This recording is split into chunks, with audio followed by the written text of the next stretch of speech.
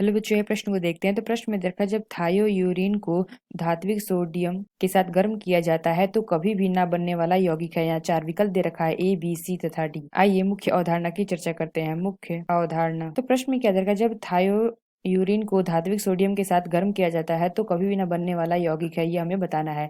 तो यहाँ पे अगर हम बात करें तो इसमें हमारा क्या होता है, कार्बनिक यौगिक क्या करते हैं, सोडियम के साथ अभिक्रिया करते हैं। तो यह जो हमारा परीक्षण होता है, ये हमारा क्या कहलाता है, लैशने परीक्षण कहलाता है। तो इसमें हम क्या करते हैं, एक नली में सोडियम को गलित करते हैं। तो इसमें हमारा क्या होता है, नाइट्रोजन और सल्फर जैसे तत्व अभिक्रिया करके, यानी कि अगर हम देखें तो इसमें हमारा क्या होता है, नाइट्रोजन और सल्फर जैसे हमारे यौगिक क्या होते हैं, अभिक्रिया करके संयोजी बंध तोड़ते हैं और अपने आयन को बनाते हैं। तो अगर हम इसमें देखें तो यहाँ पे हमें दे रखा है सोडियम, यानी कि अगर हम देखें तो यहाँ पर नाइट्रोजन दे रखा है, ये नाइट्रोजन सल्फर। तो अगर हम देखें तो जो हमारा नाइट्रोजन होता है, ये हमारा क्या होता है, Na के साथ अभिक्रिया करता है। इसमें हमारा क्या होता है, कार्बन भी उपस्थित होता है। तो ये हमारा क्या बना लेता है, ये हमारा सोडियम साइनाइड बना लेता है, यानी कि NaCN। यहाँ पे अगर हम देखें तो जो हमारा सल्फर दे रखा था, ये भी हमारा क्या करता है, Na के साथ अभिक्रिया करके क्या बना लेता है, Na2S।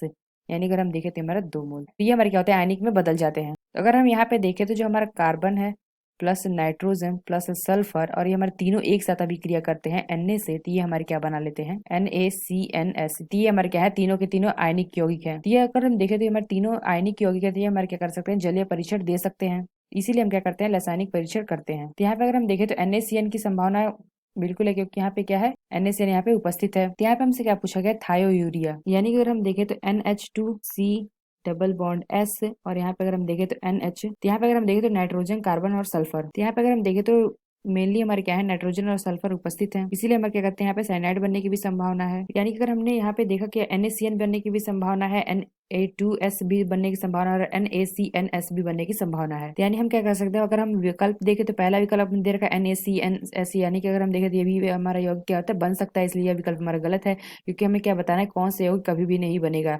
बी क्या दे रखा है, NaCN, तो ये भी हमारा क्या होता है, बन सकता है। इसलिए यह विकल्प हमारा गलत है। सी क्या दे रखा है, Na2SO4। तो यहाँ पे अगर हम देखें तो SO4 हमारा उपस्थित नहीं है, इसलिए हमारा जो यौगिक है कभी नहीं बन सकता। इसलिए हमारा जो सही विकल्प होगा सी। तो डी क्या दे रखा है, Na2S, ये भी हमारे क्या इसमें उपस्थित है, ये भी हमारा बन सकता है। इसलिए यह विकल्प हमारा गलत है। तो जो हमारा सी विकल्प है, यह विकल्प हमारा सही होगा। जो हमारा Na2SO4 होता है, यह हमारा नहीं बन सकता है। तो आशा करते हैं आपको समझ में आया होगा। धन्यवाद।